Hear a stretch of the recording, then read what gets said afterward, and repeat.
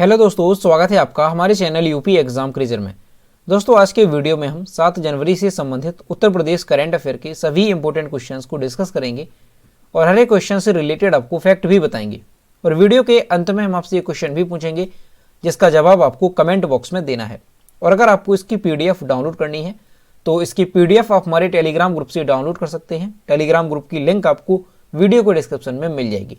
और दोस्तों, ये जो Uttar Pradesh daily current affair का वीडियो है ये यूपी के सभी कॉम्पिटिटिव एग्जाम्स जैसे UP PSC, RO, ARO, Uttar Pradesh शिक्षक भर्ती यानी सुपर टेट और इसके साथ ही लेखपाल वीडियो, तो उत्तर प्रदेश के जितने भी कॉम्पिटिटिव एग्जाम्स हैं सभी के लिए मोस्ट इंपॉर्टेंट है। तो अगर आप उत्तर प्रदेश के किसी भी एग्जाम्स की तैयारी कर रहे हैं तो इस वीडियो को रेगुलर जरूर देखें। तो चलिए शुरू करते हैं। आज का सेशन शुरू करने से पहले हम कल के क्वेश्चंस का रिवीजन करेंगे। कल का पहला क्वेश्चन है, हाल ही में उत्तर प्रदेश में कहां पर 1 अरब 66 करोड़ वर्ष पुराने जीवाश्म मिले हैं?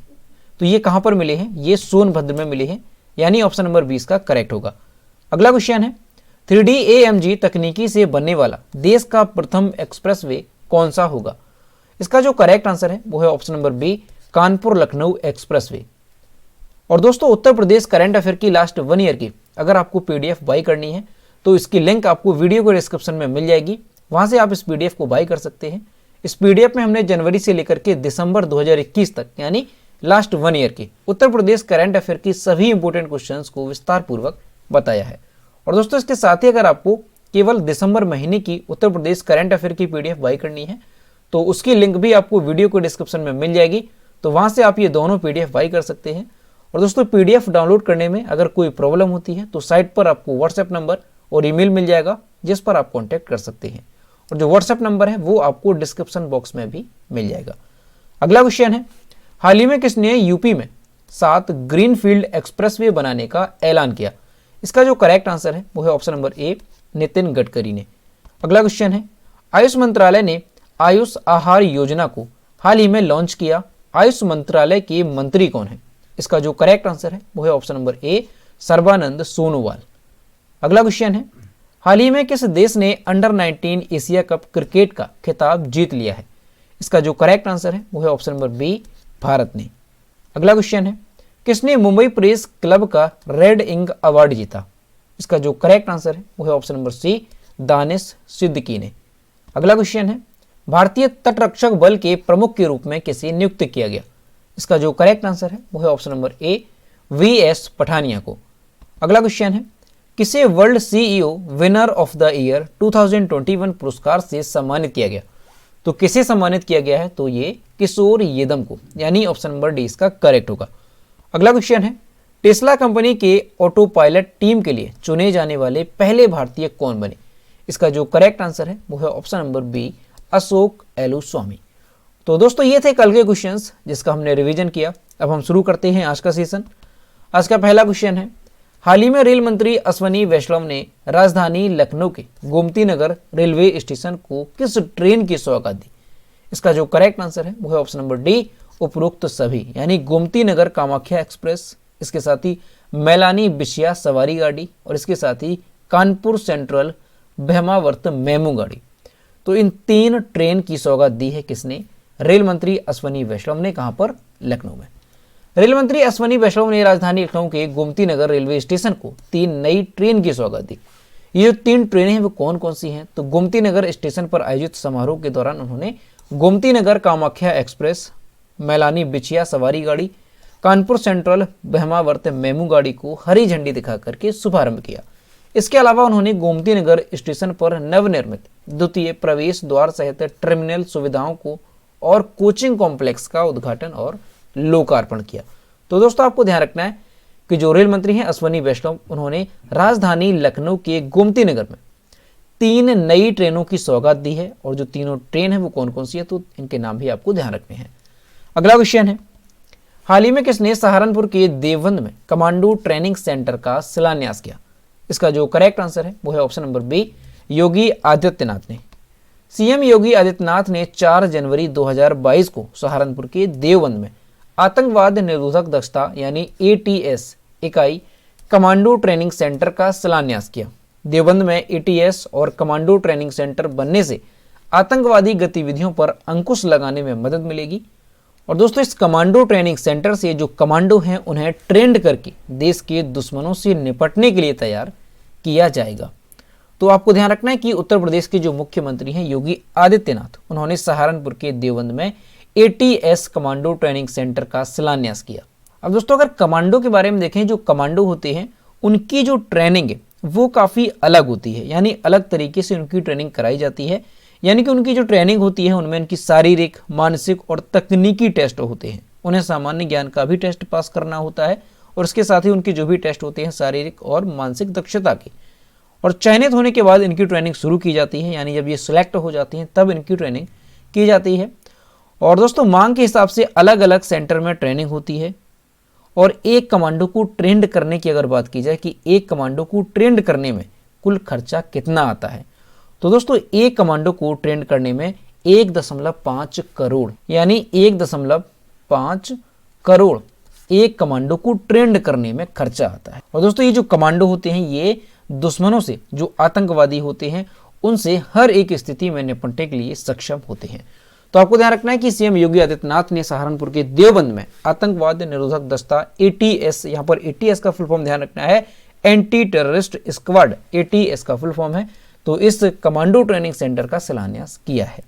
अगला क्वेश्चन है, केंद्रीय सड़क परिवहन एवं राजमार्ग मंत्री नितिन गडकरी ने बस्ती जिले में कितने रुपए की लागत से 139 किलोमीटर लंबे 3 राष्ट्रीय राजमार्गों का लोकार्पण एवं शिलान्यास किया? इसका जो करेक्ट आंसर है वो है ऑप्शन नंबर बी, 1624 करोड़ रुपए।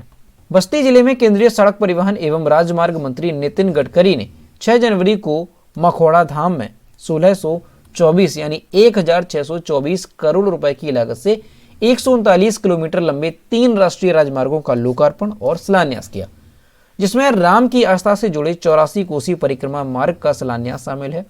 अयोध्या से बुद्ध की धरा लुम्बिनी नेपाल को जोड़ने वाली सड़क और इसके साथ ही अयोध्या, बस्ती, गोंडा, बलरामपुर, श्रावस्ती जिले को जोड़ने वाली हरैया दर्जी कुआं मार्ग का भी लोकार्पण शामिल है।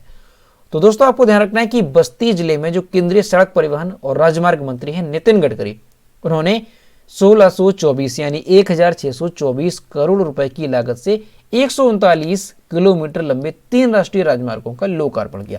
इसमें से जो मोस्ट इंपॉर्टेंट है वो आपको अच्छे से ध्यान रखनी है, राम की आस्था से जुड़े 84 कोसी परिक्रमा मार्ग। आपसे क्वेश्चन पूछा जा सकता है कि 84 कोसी परिक्रमा मार्ग का शिलान्यास किसने किया? तो नितिन गडकरी ने। अगला क्वेश्चन है, ब्रिटेन से अलग होकर कौन सा देश हाल ही में 55वां गणतंत्र देश बन गया है? तो कौन सा देश बना है? बारबाडोस, यानी ऑप्शन नंबर 20 का करेक्ट होगा। ब्रिटेन से लगभग 400 साल बाद बारबाडोस स्वतंत्र हुआ और दुनिया का सबसे नया गणराज्य बना। ब्रिटेन से अलग होकर कैरेबियाई द्वीप बारबाडोस हाल ही में 55वां गणतंत्र देश बना है। इसके साथ ही यहाँ पर महारानी एलिजाबेथ II का शासन खत्म हो गया। गवर्नर जनरल डेमसेंड्रा प्रूनेला मेसन इस देश की राष्ट्रपति बनाई गई हैं। इनका नाम मोस्ट इंपॉर्टेंट है, अच्छे से ध्यान रखना है। उनकी नियुक्ति क्वीन एलिजाबेथ द्वितीय द्वारा की गई है। और दोस्तों ये जो डेमसेंड्रा प्रूनेला मेसन है, इन्हें अक्टूबर 2021 में बारबाडोस की संसद के दोनों सदनों में देश के पहले राष्ट्रपति के रूप में चुना गया था और उनके नाम की घोषणा हाउस ऑफ असेंबली के स्पीकर आर्थर होल्डर ने की थी। यानी इन्हें राष्ट्रपति बनाए जाने की जो घोषणा है वो कब की गई थी? तो अक्टूबर 2021 में की गई थी।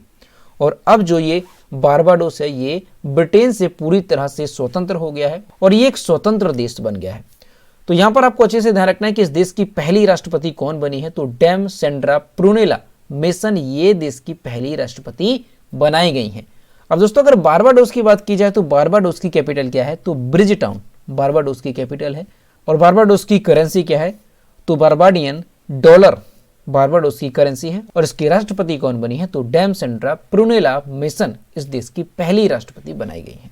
अगला क्वेश्चन है, दक्षिण ध्रुव पर अकेले पहुंचने वाली पहली अश्वेत महिला निम्न में से कौन बन गई है? तो कौन बन गई है? हरप्रीत चंडी, यानी ऑप्शन नंबर इसका करेक्ट होगा। भारतीय मूल की ब्रिटिश महिला हरप्रीत चंडी हाल ही में अकेले बिना किसी के समर्थन के दक्षिणी ध्रुव पर फतह करने वाली पहली भारतवंशी और अश्वेत महिला बन गई है।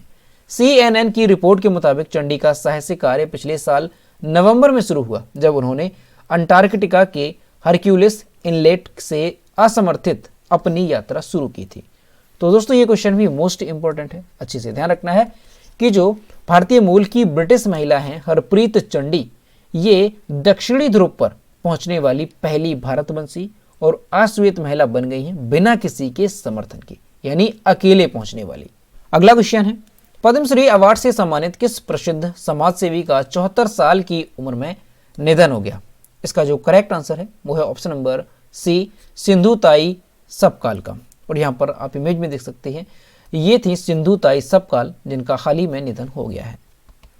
मशहूर सामाजिक कार्यकर्ता और पद्मश्री अवार्ड से सम्मानित सिंधुताई सपकाल का 4 जनवरी 2022 को निधन हो गया। उन्हें अनाथ बच्चों की मां, मदर ऑफ ऑर्फेन्स के रूप में जाना जाता था। सिंधुताई सपकाल ने अपना पूरा जीवन अनाथ बच्चों की जिंदगी संवारने में लगा दिया। सिंधुताई 1400 से ज्यादा बच्चों की मां और 1000 से अधिक की दादी थी। और दोस्तों ये जो सिंधुताई थी ये कहाँ की रहने वाली थी? तो ध्यान रखना ये महाराष्ट्र की रहने वाली थी और इनके जीवन पर एक बायोपिक भी बनी थी, यानी इनके जीवन पर आधारित एक फिल्म भी बनाई गई थी। कौन सी? तो मी सिंधुताई सपकाल, इनके जीवन पर आधारित ये फिल्म बनाई गई थी जो कि वर्ष 2010 में रिलीज हुई थी। तो दोस्तों ये क्वेश्चन भी मोस्ट इंपॉर्टेंट है, आपको अच्छे से ध्यान रखना है कि जो सिंधुताई सपकाल हैं इनका हाल ही में निधन हो गया है। और ये कौन थे? तो ये एक मशहूर सामाजिक कार्यकर्ता थी, यानी इन्होंने अपना पूरा जीवन समाज सेवा में लगा दिया। जो अनाथ बच्चे हैं उनको पालने में इन्होंने अपना पूरा जीवन लगाया। और ये जो है 1400 से ज्यादा बच्चों की मां है, यानी 1400 से अधिक बच्चों को इन्होंने पालन पोषण किया है और 1000 से अधिक की ये दादी हैं। और दोस्तों जो सिंधुताई सपकाल हैं इन्हें 750 से ज्यादा पुरस्कारों से सम्मानित किया गया और इसके साथ ही इन्हें 2021 में पद्मश्री से भी सम्मानित किया गया था। तो इनका नाम मोस्ट इंपॉर्टेंट है, अच्छे से ध्यान रखना है कि सिंधुताई सपकाल कौन है। तो ये महाराष्ट्र की रहने वाली थी और इनका जो जन्म है वो 14 नवंबर 1948 को हुआ था। कब हुआ था? 14 नवंबर 1948 को इनका जन्म हुआ था। कहां पर? महाराष्ट्र के वर्धा जिले में। अगला क्वेश्चन है, हाल ही में किसने 2022 के लिए सुरक्षा परिषद की आतंकवाद निरोधी समिति का अध्यक्ष पद ग्रहण किया? इसका जो करेक्ट आंसर है वो है option number B, TS. Tirumurti. Bharat के स्थायी प्रतिनिधि टी.एस. तिरुमूर्ति ने 2022 के लिए सुरक्षा परिषद की आतंकवाद निरोधी समिति का अध्यक्ष पद ग्रहण किया।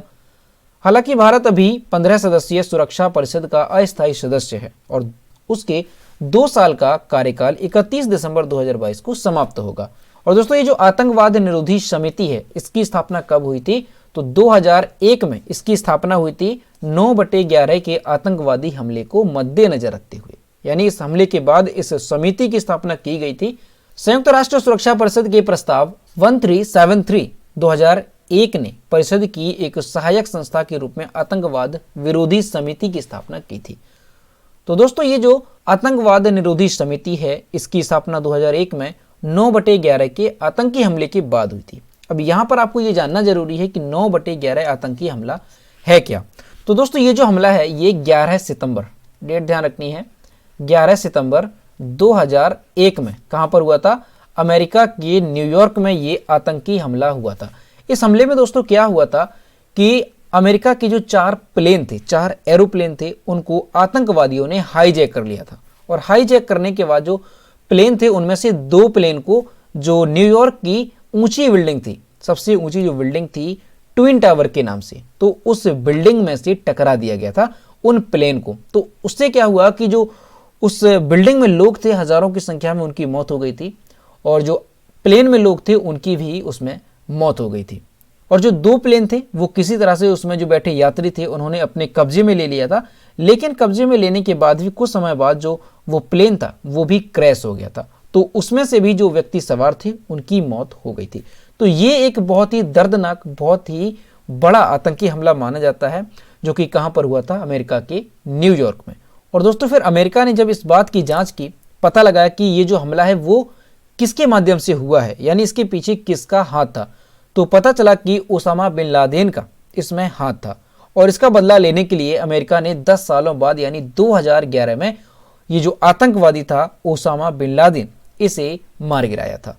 और दोस्तों यहाँ पर आपको यह भी ध्यान रखना है कि 2001 में अमेरिका के उस टाइम पर जो राष्ट्रपति थे वो कौन थे? तो जॉर्ज बुश उस टाइम पे अमेरिका के राष्ट्रपति थे। तो ये था आतंकी हमला 9/11 का जो कि अमेरिका में हुआ था। और इसी हमले के बाद ये जो समिति है आतंकवाद निरोधी समिति, इसकी स्थापना की गई थी। तो भारत जो है इस बार 2022 की जो ये सुरक्षा परिषद आतंकवादी निरोधी समिति है इसकी अध्यक्षता करेगा। और इसके लिए अध्यक्ष किसे बनाया गया है, तो टी.एस. तिरुमूर्ति को इसका अध्यक्ष बनाया गया है। दोस्तों यहाँ पर आपको एक इमेज दिखाएंगे, ये वो इमेज है जब जो प्लेन है वो इन दो बिल्डिंग्स से टकराया गया था। तो ये दो बिल्डिंग्स थी अमेरिका की न्यूयॉर्क की ट्विन टावर के नाम से। अगला क्वेश्चन है, हाल ही में किस टीम ने न्यूजीलैंड के खिलाफ 21 साल में अपना पहला टेस्ट मैच जीता है? इसका जो करेक्ट आंसर है वो है ऑप्शन नंबर डी, बांग्लादेश ने। बांग्लादेश ने न्यूजीलैंड के खिलाफ पहली टेस्ट जीत हासिल कर ली। माउंट माउंगानुई में बांग्लादेश की टीम ने 5 जनवरी 2022 को इतिहास रचा। मौजूदा 2 टेस्ट मैचों की सीरीज के पहले टेस्ट में उसने न्यूजीलैंड को 8 विकेट से मात दी। इसके साथ ही बांग्लादेश ने कीवियों के खिलाफ 21 साल में पहली टेस्ट जीत हासिल की। बांग्लादेश के लिए यह जीत और भी अहम है क्योंकि उसने न्यूजीलैंड को उसके घर में मात दी है। यह किसी भी फॉर्मेट में बांग्लादेश की न्यूजीलैंड में पहली जीत है। तो दोस्तों ये भी क्वेश्चन इंपॉर्टेंट है क्योंकि बांग्लादेश की ये पहली टेस्ट जीत है और इसने किसे हराया, तो न्यूजीलैंड को बांग्लादेश ने हराया है। और दोस्तों अगर बांग्लादेश की बात की जाए तो बांग्लादेश की कैपिटल क्या है, तो ध्यान रखना है ढाका बांग्लादेश की कैपिटल है। बांग्लादेश की करेंसी क्या है, तो टका बांग्लादेश की करेंसी है। और दोस्तों बांग्लादेश के प्रेसिडेंट कौन है, तो अब्दुल हामिद बांग्लादेश की प्रेसिडेंट है। और बांग्लादेश की प्राइम मिनिस्टर यानी प्रधानमंत्री कौन है, तो शेख हसीना बांग्लादेश की प्राइम मिनिस्टर है। अगला क्वेश्चन है, केंद्र सरकार ने 31 मार्च तक पैन को आधार कार्ड से न जोड़ने पर निम्न में से कितने हजार रुपए जुर्माना लगाने की घोषणा की है? इसका जो करेक्ट आंसर है वो है ऑप्शन नंबर बी, 10,000 रुपए। केंद्र सरकार ने 31 मार्च तक पैन को आधार कार्ड से न जोड़ने पर 10,000 रुपए जुर्माना लगाने की घोषणा की है। यदि पैन कार्ड धारक समय से इस महत्वपूर्ण लिंकिंग पूरा नहीं करते हैं तो उनका पैन अमान्य हो जाएगा।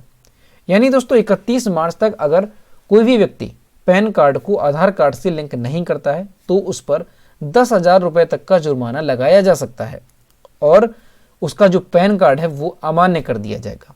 यदि कोई शख्स तय तारीख तक यह काम पूरा नहीं करता है तो उसका पैन अमान्य हो जाएगा और फिर से उसे चालू करवाने के लिए उसे कितना 1,000 रुपए देना पड़ सकता है। इसके अलावा अगर कोई व्यक्ति निष्क्रिय होने पर अपने पैन कार्ड का उपयोग करता है तो उसे 10,000 रुपए का जुर्माना लग सकता है। तो केंद्र सरकार ने कब तक 31 मार्च तक पैन कार्ड को आधार कार्ड से जोड़ने की समय सीमा निर्धारित की है। इसके बाद अगर किसी का पैन कार्ड आधार कार्ड से लिंक नहीं होता है तो उसे दोबारा से चालू करवाने के लिए 1,000 रुपए देने होंगे और अगर निष्क्रिय पैन कार्ड का कोई इस्तेमाल करता है तो उसे 10,000 रुपए का जुर्माना लगेगा। अगला क्वेश्चन है, निम्न में से कौन से महिला हाल ही में ऊर्जा क्षेत्र की सबसे बड़ी company oil and natural gas corporation का नेतृत्व करने वाली पहली महिला बनी? इसका जो करेक्ट आंसर है वो है option number B, Alka Mittal. ऊर्जा क्षेत्र की सबसे बड़ी company oil and natural gas corporation ONGC ने हाल ही में अलका मित्तल को अंतरिम चेयरमैन और प्रबंध निदेशक नियुक्त किया है। वे ONGC का नेतृत्व करने वाली पहली महिला बनी। वे किसकी जगह लेंगी, तो वो सुभाष कुमार की जगह लेंगी और जो सुभाष कुमार है इनका कार्यकाल 31 दिसंबर 2021 को रिटायर हुए हैं। तो दोस्तों ये क्वेश्चन भी इंपॉर्टेंट है, ध्यान रखना है कि जो अलका मित्तल है ये ONGC यानी oil and natural gas corporation जो सबसे बड़ी ऊर्जा क्षेत्र की कंपनी है तो उसकी चेयरमैन और प्रबंध निदेशक बनने वाली ये पहली महिला बनी है, तो इसलिए इनका नाम इंपॉर्टेंट है। तो दोस्तों ये थे 7 जनवरी से संबंधित उत्तर प्रदेश करंट अफेयर के सभी इंपॉर्टेंट क्वेश्चंस जो कि हमने डिस्कस किए। अब हम देखते हैं कल के वीडियो का क्वेश्चन जो हमने आपसे पूछा था। तो ये है कल के वीडियो का क्वेश्चन जो हमने आपसे पूछा था कि विश्व ब्रेल दिवस कब मनाया जाता है। इसका जो करेक्ट आंसर था वो ऑप्शन नंबर ए था 4 जनवरी और लगभग सभी स्टूडेंट्स ने इसके सही जवाब किए। और मैं आपसे हर रोज कहता हूँ कि जो भी क्वेश्चन आपसे पूछा जाए तो सभी लोग क्वेश्चन का आंसर जरूर किया करो। तो ये है आज का क्वेश्चन, विश्व का सबसे तेज उड़ने वाला इलेक्ट्रिक प्लेन किस कंपनी ने बनाया है? ऑप्शन नंबर ए है HAL, बी है रॉयल्स रॉयस, सी है फरारी और डी है इनमें से कोई नहीं। तो इसका जो भी करेक्ट आंसर है वो आपको कमेंट बॉक्स में बताना है। तो दोस्तों अगर आपको आज का वीडियो पसंद आया हो तो वीडियो को लाइक करें, अपने दोस्तों के साथ शेयर करें और अगर अभी तक हमारे चैनल पर नए हैं तो चैनल को सब्सक्राइब करना ना भूलें। साथ ही बेल आइकन को भी प्रेस करें ताकि टाइम टू टाइम नोटिफिकेशन आप तक पहुंचता रहे। तो मिलते हैं नेक्स्ट वीडियो में। Thank you.